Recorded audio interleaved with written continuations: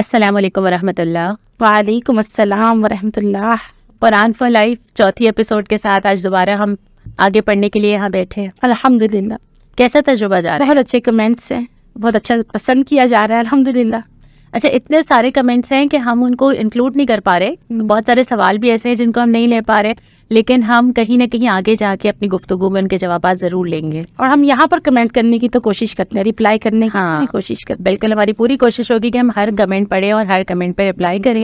اچھا, اس کے بعد پھر آج ہم اپنے اگلے لیسن کے اوپر آ جاتے ہیں. ہم پڑھ رہے ہیں نماز میں پڑھی جانے والی صورتیں, اور ہم نے اب تک 3 صورتیں مکمل کی ہیں. اور آج کون سی صورت ہے؟ سورۃ القریش. بالکل, سورۃ القریش مکی صورت ہے. اس صورت کے بارے میں ایک بڑا انٹرسٹنگ سی چیز ملتی ہے ہر جگہ کہ اس صورت کو سمجھنے کے لیے ضروری ہے کہ آپ اس سے پہلے والی صورت کو بھی سمجھیں. یعنی دونوں صورتیں ٹوئنز ہیں. اس سے پہلے ہم نے جب کل پڑھی سورۃ فیل, اس کو آپ سمجھیں گے تو اس کے بعد آپ کو سمجھ آئے گا کہ اللہ تعالیٰ اس صورت میں کیا کہہ رہے ہیں. اس لیے اگر آپ نے ہمارا کل کا پوڈ کاسٹ نہیں دیکھا تو پھر آپ پہلے وہ جا کے دیکھیے اور پھر اس کے بعد اس صورت کے اوپر آئیے. یہاں پہ سورہ قریش میں اللہ تعالیٰ نے اس کا ذکر کیا ہے کہ قریش کو اللہ تعالیٰ نے کیا کیا دیا. جی, کل ہم نے جو اللہ تعالیٰ کی نعمت پڑھی تھی آپ یاد دلائیے. سورہ فیل میں ہم نے نعمتیں پڑھی تھی کہ اللہ تعالیٰ نے کس طرح سے حق کا ساتھ دیا اور کس طرح سے اللہ تعالیٰ نے ہاتھی والوں کا مقابلہ جو ہے وہ ابابیلوں سے کیا. اچھا, یہاں پر یہ ہے کہ جو قریش اللہ تعالیٰ جن کے بارے میں یہ سورہ ہے, یہ سب سے پہلے کل یہ بات ہو گئی تھی کہ اتنے بڑے واقعے کے بعد پوری دنیا کی نگاہیں اس عرب کی سرزمین پر لگ گئی. یعنی کہ اللہ تعالیٰ نے ہائی لائٹ فرما دیا. اب اس عرب کی سرزمین پر بستا کیا ہے, کون ہے, کون سا قبیلہ, وہ لوگ کیسے ہیں, اب سارا ڈسکرپشن جو ہے نا وہ ان کے بارے میں ہے. اور یہ بھی ہے نا, میں ایک جگہ بڑا اچھا میں نے پڑھا کہ انسان اپنی زندگی میں 2 چیزیں دیکھتا ہے. ایک وہ جو اس سے دور ہو گئیں, جو ہٹا دی گئیں, جن سے وہ بچ گیا, اور ایک وہ جو اس کو دے دی گئیں. اب پہلی صورت جو ہے وہ اللہ تعالیٰ نے وہ بتایا کہ جو اللہ تعالیٰ نے تمہیں جس چیز سے بچا لیا, جو حملہ آور تم سے ہونے آئے تھے, اللہ تعالیٰ نے ان کو تم سے دور کیا. اس صورت میں اللہ تعالیٰ بتا رہے ہیں پھر ہم نے تمہیں دیا کیا کیا ہے. یہ 2 چیزیں یاد رکھیں نا انسان زندگی میں, اور اس کا نتیجہ ہم آگے پڑھیں گے. ایک وہ چیز ہے جو اللہ تعالیٰ نے اس کو بچایا ہے اور اس میں مبتلا نہیں ہونے دیا. وہ کوئی بھی چیز ہو سکتی تھی, کوئی آزمائش, کوئی آفت. اور ایک وہ نعمتیں جس سے اللہ تعالیٰ نے ہمیں اتنی عطا کی ہیں جن کو ہم فار گرانٹیڈ لے لیتے ہیں. جی, اچھا, اس قریش کا جو تذکرہ ہے تو تھوڑا سا ایک تو بارے کے حوالے سے بھی ہو جائے. قریش قیدار بن اسماعیل کی نسل کا ایک معزز خاندان, اور نبی پاک صلی اللہ علیہ وسلم نے فرمایا کہ اللہ تعالیٰ نے قریش میں سے کنانہ کو منتخب کیا, اور کنانہ میں سے ہاشم کو منتخب کیا, اور جناب ہاشم کے خاندان میں سے پھر مجھے یعنی کہ نبی پاک صلی اللہ علیہ وسلم کو منتخب کیا. اور یہ ہاشم ہی تھے جو کہ آگے سارا ڈسکرپشن ہے نا کہ تجارتی سفر کے حوالے سے تمام چیزیں, تو ان کو سٹارٹ کرنے والے, شروع کرنے والے یہ جناب ہاشم ہی تھے. اور اس کے بعد پھر ہم یہ بھی دیکھتے ہیں کہ عرب صرف خانہ کعبہ کی وجہ سے نہیں بلکہ اپنی تجارت کی وجہ سے بھی بہت اہم مقام رکھتے تھے. یعنی پورے خطے کے اندر ایک ایسی جگہ تھی جہاں بہت اچھی اسٹیبلٹی تھی, بہت فائنینشلی مضبوط تھا, وہیں پہ خانہ کعبہ بھی تھا. مطلب بہت ساری بلیسنگز ان کے پاس تھیں جس کی وجہ سے اس کی زندگی میں بہت ساری آسانیاں ہو رہی تھیں. جب یہاں پہ شروع ہوتا ہے لی ایلاف قریش. اچھا, ایلاف میں جو لفظ ایلاف ہے, ٹھیک ہے نا, یہ بھی 2 دفعہ استعمال ہوا ہے نا. اور اردو میں ہم لفظ استعمال کرتے ہیں, پتہ نہیں آج تو شاید لوگوں کو اس کا مطلب بھی نہ پتا ہو, لیکن الفت کا لفظ استعمال کرتے ہیں نا. یعنی دوستی, جڑنا, تعلق, مانوس ہو جانا, ایکسیپٹ کر لینا, اور ایک اچھا سا تعلق, جان لینا. ہاں, جان لینا, قربت پیدا ہونا نا. وہ لفظ اللہ تعالیٰ نے استعمال کیا ہے کہ قریش کو اللہ تعالیٰ نے یہ قربت یا یہ مانوسیت کی دی تھی کہ جس کی وجہ سے ان کے لیے یہ ترقی ممکن ہو سکی. اور کس طرح دی تھی, جو اگلی آیت میں ہے, ایلافہم رحلۃ الشتاء والصیف, جاڑے اور گرمی کے سفروں سے مانوس. آپ کو کیا لگتا ہے یہ جاڑے کا سفر, گرمی کا سفر, یہ کیا ہوتا ہے؟ سفر کا سفر ہوتا ہے الگ الگ. ہاں, اچھا, جاڑا تو کہتے ہیں سردی کو نا. جی, اور سردی میں ان کی جو سفر ہوتا تھا وہ ملک شام کی طرف ہوتا تھا, اور ملک شام جو کہ سرد ملک ہے, تو یہ یہاں پر جب گرمیاں ہوتی تھی وہاں پر تو یہ لوگ وہاں سفر کیا کرتے تھے, اور جب سردی ہوتی تھی تو یہ ملک یمن کی طرف سفر کیا کرتے تھے. اور میں نے جیسے بتایا نا کہ غربت کی وجہ سے جناب ہاشمی نے یہ سوچا اور انہوں نے ہی ہمت کی, اور انہوں نے جا کر ان سفروں کا آغاز کیا, اور پھر وہاں سے جو یہ تجارت کا منافع کما کر لاتے تھے وہ آ کے مکہ مکرمہ کے تمام لوگوں کے درمیان وہ تقسیم کر دیا کرتے. آپ اس کو یوں سمجھ لیں کہ امپورٹ ایکسپورٹ کے بزنس کو پھیلایا ہر طرف, ہر ڈائریکشن. اور ان کا نام لقب بھی ہاشم, آپ کو تو پتہ ہی ہے نا کیسے پڑا تھا. نہیں مجھے نہیں پتا. اور روٹیاں چورنے والا, روٹیاں چور چور کر شوربے میں بھگو کر کھلانے والے, تو ان کے اندر بھی یہ خصوصیت تھی. اور قریش کے اندر, عرب کے لوگوں کے اندر بہت ساری خصوصیات ہیں, بہت ساری فضیلتیں ہیں. اسی لیے اللہ رب العالمین نے اس خطے کو بھی اور ان لوگوں کو بھی منتخب فرمایا. صحیح. تو اس سے جو اللہ تعالیٰ نے نعمت جس کو یہاں پہ رحلت الشتاء والصیف کا ذکر کیا ہے, اس سے مراد یہ ہے کہ اللہ تعالیٰ نے ان کو یہ صلاحیت دی یا ان کے لیے آسانی دی کہ وہ ہر طرف سفر کریں, مطلب ہر موسم کا سفر, ہر ڈائریکشن کا سفر, اور انہوں نے اس سفر کے ذریعے تجارت کو مضبوط کیا. اچھا یہ نعمتیں ابھی تو آگے اور ایک دو نعمتیں اور بھی آئیں گی, لیکن پہلے جہاں ہم پہلے سے کنیکٹ کریں کہ سورہ فیل میں اللہ تعالیٰ نے کہا کہ اس نے تمہیں بچایا, یہاں پہ اللہ تعالیٰ نے تمہاری معیشت مضبوط کی. اب اس کا تقاضا آٹومیٹکلی کیا بنتا ہے؟ جو تمہیں سب کچھ دے رہا ہے اور جو تم سے سب کچھ تمہیں محفوظ بھی رکھ رہا ہے ہر چیز سے. اچھا میں اس کو سوچوں, اگر میری اور آپ کی لائف یا جو لوگ ہمیں سن رہے ہیں ان کی زندگیوں میں کیا کیا اللہ تعالیٰ نے ہٹایا ہوا ہے زندگی سے ہماری. یعنی کتنی دفعہ ایسا ہوتا ہے کہ طوفان آنے والا ہے, نہیں آتا, کتنی وبا آئی اور پتہ نہیں کیا ہو جائے گا, اللہ تعالیٰ نے اس کو دور کیا. کتنی پریشانیاں زندگی میں, جب ہاسپٹل جاتے ہیں ہم لوگوں کو دیکھتے ہیں, کتنے کیسز ہمیں نظر آتے ہیں. ہم میں سے بہت سارے لوگ اس سے بچے ہوئے ہیں. کتنی بیماریاں ایسی ہیں جو آ جائے تو زندگی بدل جائے, اس سے اللہ نے بچایا ہوا. فائنینشلی اس سے بہت برے حالات میں جا سکتے ہیں, اللہ تعالیٰ نے بہت چیزوں, بہت لوگوں سے بہتر عافیت میں رکھا ہے نا. یہ وہ چیزیں ہیں جس سے اللہ نے بچا لیا. اب آپ وہ چیزیں بتائیے جو اللہ تعالیٰ نے ہم سب کو دی ہوئی ہیں, جن کے بارے میں ہم سوچتے نہیں ہیں. بالکل جیسے آپ نے کہا کہ نہ جانے کب کب اور کہاں کہاں اور کیسے کیسے اللہ رب العالمین ہاتھ رکھ کر بچا لیتے ہیں, اور بہت ساری مصیبتوں سے, مصائب سے, پریشانیوں سے. پھر اللہ رب العالمین نے جو قدم قدم لمحہ لمحہ مجھے اور آپ کو نعمتیں دے رکھی ہیں, اور جن سے ہم فائدے اٹھاتے ہیں, لطف اندوز ہوتے ہیں, جن کو ہم استعمال کرتے ہیں, وہ بے تحاشا زندگی کی نعمت, دین کی نعمت, اسلام کی نعمت, اور اللہ رب العالمین کی اپنی پہچان کی نعمت, نبی پاک صلی اللہ علیہ وسلم کی نبوت کی نعمت. بالکل. اور اس کے بعد دن رات دیکھیے ہم کس طرح سے کھاتے بھی ہیں, پیتے بھی ہیں, استعمال بھی کرتے ہیں, وسائل بھی استعمال کرتے ہیں, اور پھر قدم قدم اللہ رب العالمین کی حفاظت میں بھی رہتے ہیں. آپ نے کھانے کا ذکر کیا نا, کیونکہ زندگی میں بڑا حصہ ہوتا ہے, اور رمضان میں تو زیادہ یاد بھی آ رہا ہوتا ہے, اور اس وقت روزے کی حالت میں تو ساری منصوبہ بندی بھی شام کے کھانے کی ہوتی ہے. ایک کھانا بننے سے لے کے کھانا ہضم ہونے تک کتنی نعمتیں استعمال کرتے ہیں آپ. مطلب اس کا بننا, اس کے لیے وسائل کا آنا, پھر اس کے تیار ہونا, پھر اس کے تیار ہونے میں آگ اور پانی کا استعمال, اور پھر اس کے بعد اس کا حلق میں جا کے پورے اعضاء کو اس کو جذب کرنا. مطلب یہ ساری نعمتوں میں سے ایک چیز بھی ہل جائے تو زندگی بدل جاتی ہے انسان کی. بالکل. تو سیٹلڈ لائف اللہ کی طرف سے اگر ملی ہوئی ہے, اگر اس وقت گھر میں ہم بیٹھے ہوئے پوڈ کاسٹ بھی سن رہے ہیں, اور آپ کے سر پہ چھت ہے, اور آپ کے فریج میں کھانا ہے, تو بہت بڑی نعمت اللہ تعالیٰ آپ کو دی ہوئی ہے. بالکل. تو اس کا تقاضا اگلی آیت میں, پھر ہم پڑھیں اگلی آیت. جی. تیسری آیت ہے فَلْيَعْبُدُوا رَبَّ هَٰذَا الْبَيْتِ. بس ہم کو چاہیے کہ اس گھر کے رب کی عبادت کرے, عبادت کرے. اچھا عبادت, مجھے یاد آیا کہ سورہ فاتحہ بھی ایسے ہی شروع ہوتی ہے نا. پہلے ذکر کیا جاتا ہے الحمدللہ رب العالمین, اللہ کی تعریف, اللہ کی نعمتیں, پھر آتا ہے ایاک نعبد و ایاک نستعین, کہ اس کا لازمی نتیجہ ہے. مطلب آپ کیسے مسلمان ہو سکتے ہیں کہ آپ کو یہ ادراک ہو کہ یہ سب کچھ آپ کے رب نے دیا ہے, اور خود بخود آپ اس رب کا شکر نہ ادا کرنا چاہیں. آپ انسان کیسے ہو سکتے ہیں کہ آپ استعمال تو کر رہے ہیں, آپ کھا پی بھی رہے ہیں, اس کو تمام تر لطف اندوز بھی ہو رہے ہیں تمام تر چیزوں سے, لیکن آپ یہ سوچ ہی نہیں رہے کہ یہ دی کس نے ہے, اور جس نے دی ہے اس کا کیا مطالبہ ہے, اس کا کیا تقاضا ہے, کہ اس کو جاننا ہے, اسے پہچاننا ہے.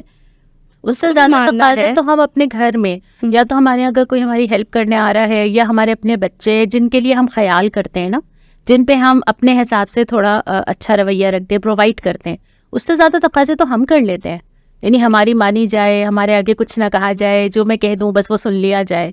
تو پھر یہ تو رب, ایک تو یہ کہ رب کی تعریف ہم پھر انشاءاللہ اس پہ ضرور بات کریں گے. آپ نے کوئی ایسی کتاب پڑھی ہے جس میں رب کا ایک ڈیفینیشن مل جائے جو لوگ جاننا چاہتے ہیں؟ مولانا مودودی رحمۃ اللہ کی ہے, قرآن کی 4 بنیادی اصطلاحیں, اور اس میں الہ اور رب کا اتنا خوبصورت اس کی ڈسکرپشن ہے, اور تفصیل کے ساتھ, اور بڑے آسان الفاظ کے ساتھ. تو اگر اس کی تفسیر ہم مزید سمجھنا چاہیں تو یہ کتاب ضرور حاصل کر کے, اور جو بھی سمجھنا چاہے ضرور پڑھے. اچھا عبادت, اب یہاں پہ ذکر آیا نا کہ اپنے رب کی عبادت کریں. اگر کوئی کہے کہ میں تو بہت عبادت گزار ہوں، تو پہلا ذہن میں آتا ہے سجدے، جانماز، تسبیح. تو عبادت کا مفہوم بھی شاید ہم نے بہت محدود کر دیا ہے. عبادت عبد سے نکلا ہے، اور عبد کے جو معنی ہے وہ بندگی کے ہیں، غلامی کے ہیں. اس کا مطلب یہ ہے کہ خود سپردگی، کہ اللہ رب العالمین کے سامنے سر تسلیم خم کرتے ہوئے، اپنے پوری کائنات کو رب کے سامنے سپرد کرتے ہوئے، اور پھر رب کی ساری جتنی بھی اللہ تعالیٰ کی جانب سے احکامات ہیں، تعلیمات ہیں، مطالبات ہیں، ہدایات ہیں، ان سب کو انسان مانتے ہوئے، فالو کرتے ہوئے اپنی زندگی گزارے. یعنی آپ اپنے آپ کو کہہ دیں گے اللہ آپ بتائیے کہ مجھے پہننا کیسے ہے، مجھے بولنا کیسے ہے، مجھے چلنا کیسے ہے، اور مجھے کیا کیا کرنا ہے. ایک اور تصور بھی سمینہ مجھے لگتا ہے کہ بہت سارے ایسے کام ہیں جنہیں ہم دنیا کے کام سمجھتے ہیں، لیکن وہ بھی کہیں نہ کہیں عبادت بن سکتے ہیں. میں آپ سے سوال کرتی ہوں، آپ مجھے بتائیے عبادت کیسے ہے؟ سحری بنانا عبادت ہے؟ بالکل. کیسے؟ کیونکہ آپ اللہ تعالیٰ کے حکم کی پابندی کر رہے ہیں، اللہ تعالیٰ کے حکم کو مان رہے ہیں، اور آپ خود بھی روزہ رکھ رہے ہیں، اور آپ دوسروں کو بھی، گھر والوں کو بھی روزہ رکھوا رہے ہیں، تو وہ کیا ہے؟ اچھا، تو گھر کے جو سارے کام ہیں نا، ایک خاتون وقت نہیں ملتا رمضان میں، آپ کو ہر وقت یہ اندر سے گلٹ رہتا ہے کتنے روزے گزر گئے، میں نے صحیح سے عبادت نہیں کی، کیونکہ آپ سحری بنا رہے ہیں، افطار بنا رہے ہیں، گھر کے کام کر رہے ہیں، بہت ساری چیزیں کرنی پڑتی ہیں. تو انہی چیزوں کو عبادت میں ہم کیسے کنورٹ کر لیں؟ اور وہی چیزیں ہیں یہ عبادت. اگر آپ وہ تمام کام کر رہی ہیں جو کہ ایک مرد کر رہا ہے، اور وہ حلال روزی کمانے کے لیے باہر جاتا ہے، تو جب وہ بھی عبادت ہے، تو ایک خاتون خانہ جو گھر کے اندر اسی روزی سے اپنے بچوں کے لیے اور اپنے لیے اور اپنے شوہر کے لیے، اپنے گھر والوں کے لیے کھانا تیار کر رہی ہے، اور دوسرے جملہ جو امور ہیں گھر کے وہ نپٹا رہی ہے، تو وہ بھی اسی طرح عین عبادت ہے. اور اسی طرح مجھے ایک جگہ پڑھ کے بڑا اچھا لگا تھا کہ اگر آپ اپنے جسم میں طاقت بحال کرنا چاہتے ہیں تو اس کے لیے سونا بھی عبادت ہے، لیکن آپ کی سارا جو گیم ہے نا وہ آپ کی نیت کا ہے، کہ آپ کے ذہن میں یہ ہو کہ یہ فی سبیل اللہ ہے، تو ہر عمل عبادت بن جاتا ہے. اچھا چلے ایک اور سوال یہ بتائیں کہ ووٹ ڈالنا بھی عبادت ہے؟ ووٹ ڈالنا بھی عبادت. کیسے؟ اگر آپ چاہتے ہیں کہ اللہ کے قوانین پر عمل ہو، اور ایسے حکمراں آئیں جو کہ اللہ کا خوف کرنے والے ہوں، شریعت کے پابند ہوں، تو پھر یہ بھی عین عبادت ہے. بالکل. بازار جانا بھی عبادت ہے. اگر آپ جائز ضروریات کے لیے جا رہی ہیں، اور جاتے ہوئے آپ اپنا وقت برباد کر رہی ہیں، اور اور دیگر کسی فضولیات کے اندر مشغول ہو رہی ہیں، تو پھر تو عبادت ہے. بالکل. تو اسی طرح ساری چیزیں عبادت. اور پھر جس طرح ہم ذاتی زندگی میں نماز پڑھتے، اسی طرح ہماری شادیاں، ہمارے گھر کے مختلف تقریبات، پھر اسی طرح ہماری پارلیمنٹ کے کیے ہوئے فیصلے، پھر ہمارے قوانین، یہ ساری چیزیں اگر اللہ کے لیے ہوں تو یہ ساری کی ساری عبادت بن جاتی ہیں. پھر یہاں پہ پھر فرمایا کہ اس گھر کے رب کی عبادت کرو، تو یہ ساری چیزیں اس کے اندر شامل ہو جائیں گی. جی. اور آپ تھوڑا سا اس وقت کا بھی سینیریو دیکھیے نا، جی، کہ جب اللہ رب العالمین یہ نازل ہو رہی بالکل ابتدائی صورتیں ہیں مکہ مکرمہ کے دور کی، تو اس دور میں اس گھر کا کیا حال کر رکھا تھا، خانہ کعبہ کا کیا حال کر رکھا تھا. اور یہ وہی وقت تھا کہ جب وہ ابرہہ بھی آتا ہے اور وہ حملہ کرتا ہے اور کرنا چاہتا ہے، اور اللہ تعالیٰ کس طرح سے اتنا بڑا معجزہ دکھا کر اسے بھگا دیتے ہیں. اور اس کے بعد اللہ تعالیٰ اس سورت نازل فرماتے ہیں، تو اللہ تعالیٰ کی طرف سے یہ ایک لطیف سا اشارہ بھی ہے کہ ذرا دیکھو تو صحیح کہ جس رب نے سارا کچھ کیا ہے، تم نے اس رب کے گھر کے ساتھ کیا حال کر رکھا ہے. اور دوسرا یہ بھی کہ ان کی جو ساری وہ سوشل سٹینڈنگ تھی نا، اس میں اس گھر کا بڑا ہاتھ تھا. یعنی وہ گھر ہونے کی وجہ سے ہی ان کو ایک مرکزیت حاصل تھی نا. تو وہ گھر کس کا، اور پھر اس کا تقاضا کیا، اور کر کیا رکھا ہوا ہے کہ وہ بتوں سے بھرا ہوا، شرک سے بھرا ہوا سارا ان کا جو تھا. وہ یہ بڑا ایک لطیف سا اشارہ بھی ہے اور ایک طنز بھی ہے کہ دیکھو تو صحیح کہ تم نے کر کیا رکھا ہے اس گھر کے ساتھ. بالکل ایسا ہی ہے. تو اس گھر کے رب کی عبادت کرے. اور عبادت ہی میں ایک کام یہ بھی آ جاتا ہے کہ ہمارے اس پوڈ کاسٹ کو شیئر کریں. جتنے زیادہ لوگوں تک یہ لنک شیئر ہوگا اس رمضان کے مہینے میں، اور جتنے کئی گنا بڑھا کے اس کا اجر دیا جائے گا، تو یہ بھی اللہ کی عبادت کی ایک شکل ہی ہے. اس کے بعد پھر فرمایا کہ اللہ تعالیٰ کی اور نعمتیں گنوائی ہیں نا، کہ اب اگر تم اللہ کی عبادت کرتے ہو یا کرو گے، وہی وہ رب ہے جو تمہیں دو چیزیں دے سکتا ہے. آخری آیت میں الذی اطعمہم من جوع وآمنہم من خوف. پہلی چیز رزق، کھانا، بھوک میں کھانا، اور دوسری چیز ہے خوف میں امن دینا. اب یہ دو ہی چیزیں کیوں گنوائی ہیں؟ یہ دو ہی بنیادی چیزیں ہیں، یہ بیسک نیڈز ہے زمین پہ انسان کی.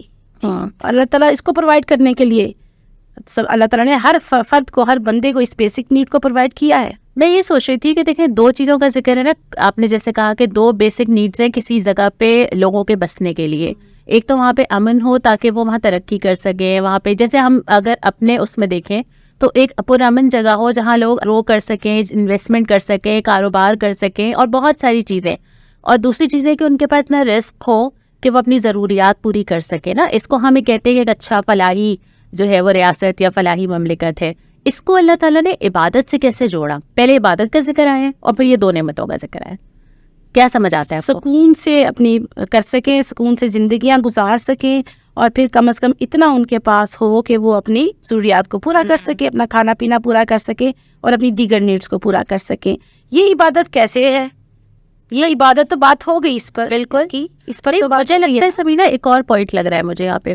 وہ یہ لگ رہا ہے کہ اب جیسا جب آپ اللہ تعالیٰ کی عبادت، اور ہم یہ بات بار بار دہرا چکے ہیں اور پھر دہرا رہے ہیں کہ عبادت صرف نماز روزہ نہیں ہے نا، اللہ کی اطاعت میں زندگی گزارنا، جیسے آپ نے ابھی ڈیفائن کیا تھا.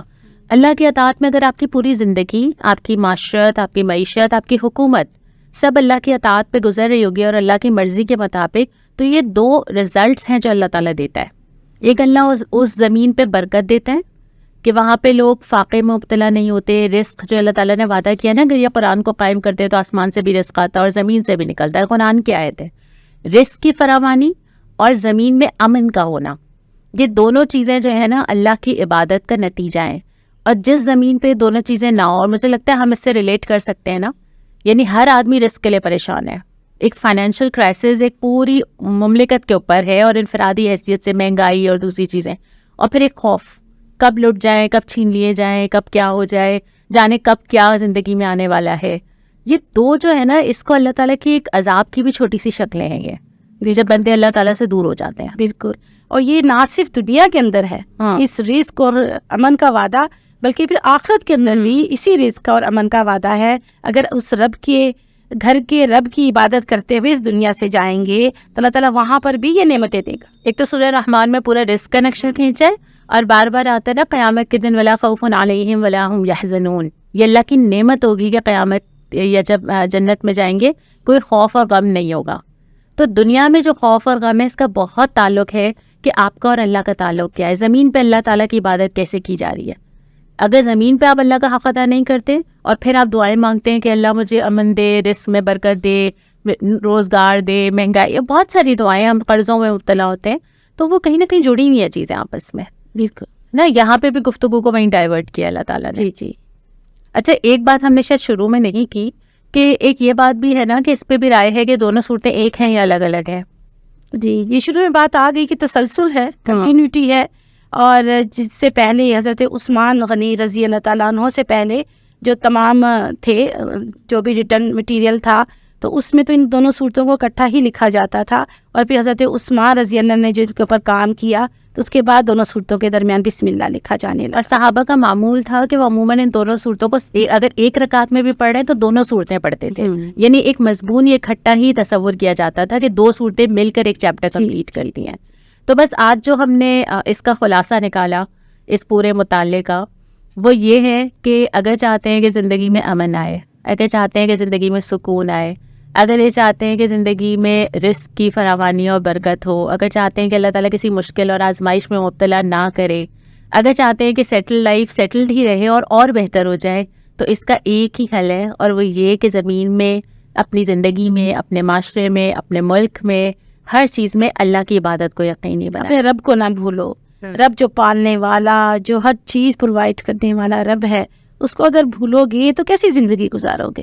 اچھا، رب یاد آتا ہے جب پکڑ آتی ہے. صحیح. بیمار ہوتے ہیں تو یہی یاد آتا ہے نا، پریشانی ہوتی ہے تو وہی یاد آتا ہے. جو بھوکے ہوتے ہیں تو وہی رب یاد آتا ہے. اور جب امن نہیں ہوتا، جب جنگ کا موقع ہوتا ہے، یا کوئی مصیبت آ جاتی ہے، یا کوئی حملہ کر دیتا ہے، تو کس کو پکارتے ہیں؟ تبھی تو ہمیشہ وہ بڑا لگتا ہے کہ اکثر ویڈیو سوشل میڈیا پہ آتی ہیں کہ زلزلہ آیا تو لوگ کلمہ طیبہ پڑھتے ہوئے سڑکوں پہ آ گئے. جب آپ کے پاؤں کے نیچے سے زمین ہلتی ہے تو آپ کو کون یاد آتا ہے اس وقت؟ صرف کلمہ یاد آتا ہے، کیونکہ آپ کو پتہ ہوتا ہے، اور ہر انسان کے اندر ہے یہ چیز. پتہ ہمیں ہوتا ہے، اس سے انکار کسی کو نہیں ہے، لیکن وہی بات ہے کہ ہم دنیا میں مگن ہو کے بھول جاتے ہیں. انسان ایک سوئی تک برداشت نہیں کر سکتا، ایک کانٹا تک چپ جائے تو اس کی تکلیف سے وہ چیخنے چلانے لگ جاتا ہے. تو وہ اس وقت وہ اپنے رب کو یاد کرتا ہے پھر. لیکن اس کے بعد جب وہ خوب اس میں ہوتا ہے، آرام میں ہوتا ہے، آسائشوں میں ہوتا ہے، کھا بھی رہا ہوتا ہے رزق اور امن کے ساتھ رہ بھی رہا ہوتا ہے، لیکن پھر اس کو رب یاد آنا کم ہو جاتا ہے. اور جب وہ تکلیف آتی ہے اور پکڑ میں آتا ہے پھر دوبارہ سے وہ رب کو یاد کرنے لگتا ہے. تو کیوں نہیں انسان دن اور رات خوشی میں اور آسانی میں اور غم میں ہر طرح کی کیفیت میں اپنے رب کو یاد کرنے والا بن جائے. اور اس یاد کرنے کا ہی مقصد ہمارے یہ podcast Quran for life ہے. تو جتنا زیادہ ہم ایک دوسرے سے جڑے ہوں گے، یاد دلائیں گے، دوسروں کو لنک بھیجیں گے، اتنا زیادہ ہم ایک دوسرے کو بھی یاد دلانے والے ہوں گے. ہماری اپنی تذکیر تو سب سے پہلے ہے. ہم دیکھ لیتے ہیں کمنٹس میں ہمارے پاس کیا کیا کویشچنز آئے. آپ نے کون سی سائٹ کھولی ہوئی ہے؟ بہت دلچسپ آ رہے ہیں. میں نے تو یوٹیوب کھولا ہوا ہے. تو پھر میں فیس بک دیکھتی ہوں. جی. اچھا، پہلا میں کروں یا آپ کریں گے؟ آپ کر لیجیے. ٹھیک ہے. اچھا، پہلا کمنٹ یہ ہے کہ آپ جو ابھی ذکر کر رہے تھے عبادت کا، اور آپ نے بہت ساری چیزیں اس میں مارک کی، تو آپ کچھ چیزیں بھول گئے. جیسے انفاق کا ذکر نہیں کیا، دعا کا ذکر نہیں کیا، ماں باپ کی خدمت کا ذکر نہیں کیا.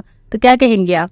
بالکل، یہ بھی عین عبادت ہے. بہت ساری چیزیں ہیں لیکن ساری چیزوں کا ذکر ایک ساتھ تو نہیں ہو سکتا. اچھا، ہم نے جو ذکر کیا وہ مثال کے طور پہ کیا نا. چیزیں تو بہت ساری ہیں، اور یہ سمجھنے کے لیے آپ کو قرآن اٹھانا ہوگا. پورا تصور عبادت قرآن آپ اٹھاتے جائیے. بلکہ مولانا مودودی نے نا تفہیم القرآن کے حاشیے میں یہ کہا ہے، شروع میں مقدمے میں، کہ آپ جب بھی قرآن کا مطالعہ کریں ایک پیپر اور پین لے کے بیٹھیں اور 2 اس میں کالمز بنا لیں، اللہ کو پسندیدہ لوگ اور اللہ کو ناپسندیدہ لوگ، اور آپ ساتھ وہ لسٹنگ کرتے چلے جائیں تو آپ کے پاس پورا وہ بن جائے گا کہ کس طرح کا ہونا چاہیے اور کس طرح کا نہیں ہونا چاہیے. تو عبادت کا تصور بھی ظاہر ہے اس 20-25 منٹ کے پوڈ کاسٹ میں ہم کور کر ہی نہیں سکتے. بلکہ جب بھی قرآن پڑھیں، میں تو یہی مشورہ دوں گی، جب بھی آپ کے ہاتھ میں تھوڑا سا وقت ہو تو آپ قرآن حکیم کو کھولیں، تو آپ ایک کاغذ اور ایک پینسل لے کر ضرور بیٹھ جایا کریں. اور جو آپ کو سمجھ میں آتی چلی جا رہی ہیں نا باتیں، جو بہت کلک کر رہی ہیں اور آپ کو بھی محسوس ہو رہا ہے کہ پہلی دفعہ شاید پڑھ رہی ہیں اور آپ کو بہت کچھ سکھا رہی ہیں، تو وہ ساری چیزوں کو آپ لسٹ ڈاؤن کرتے چلے جائیے. ایسا ہی ہے. چلیے اب آپ کی باری ہے. اچھا، میرے پاس جو سوال آیا ہے وہ بڑا سادہ سا ہے کہ کیا تعلیم بھی عبادت ہے؟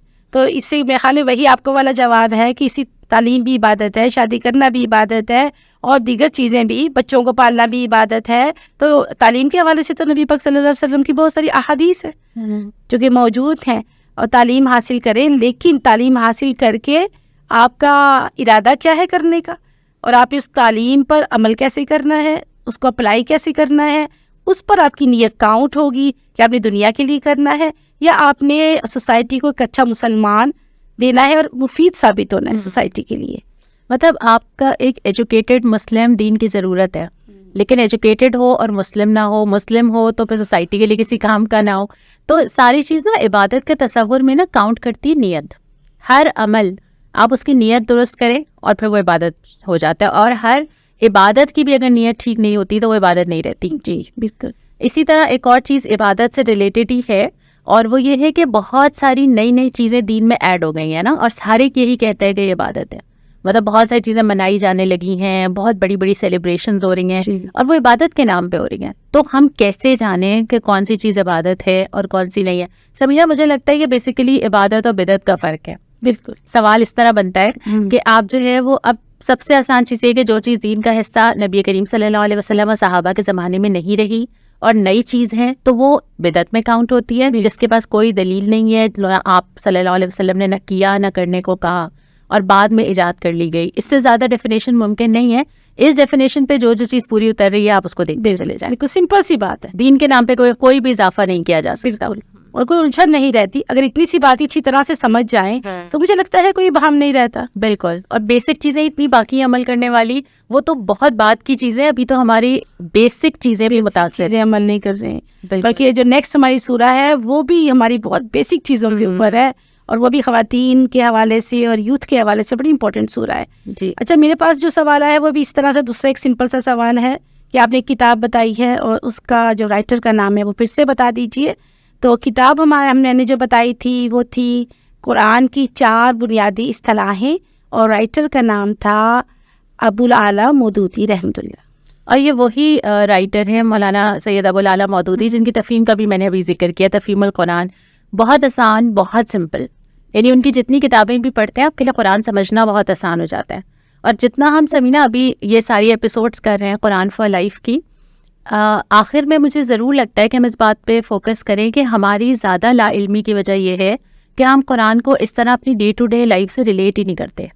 جیسے جیسے ہم اٹھا رہے ہیں ہمیں لگتا ہے ہماری بات ہو رہی ہے, ہماری زندگی کی بات ہو رہی ہے, اور جیسے آپ نے کہا کل تو ہم اور بات کرنے والے ہیں, تو ویسے ویسے قرآن زندگی سے قریب لگتا ہے. تو قرآن کو اٹھانے کی عادت, سمجھنے کی عادت, ڈسکشن کی عادت آپس میں کرنے کی ہمیں کوشش کرنی چاہیے. بہت ضرورت ہے, فیملیز کے اندر کرنے کی ضرورت ہے, فرینڈس کے اندر کرنے کی ضرورت ہے, اور اپنے جتنی بھی کمپینینز ہیں, آپ کے ساتھی ہیں, آپ کے کولیگس ہیں, ان کے درمیان بیٹھ کر کوئی نہ کوئی موقع, کوئی وقت ایسا ضرور نکال لیا کرے کہ آپ 15 منٹ 20 منٹ آپ قرآن کی کسی بات کو لے کر وہاں پر بیٹھیں, ڈسکس کریں, اور پھر اس کی جو اوتھینٹسٹی ہے وہ قرآن اور حدیث سے نکال کے اس کو سرچ کریں. بالکل ایسا ہی ہے. اور سورہ قریش کی یہیں پر ہم گفتگو مکمل کرتے ہیں, اور اگلے podcast Quran for life میں ہم سورہ ماؤن کی بات کریں گے. السلام علیکم ورحمۃ اللہ. وعلیکم السلام ورحمۃ اللہ.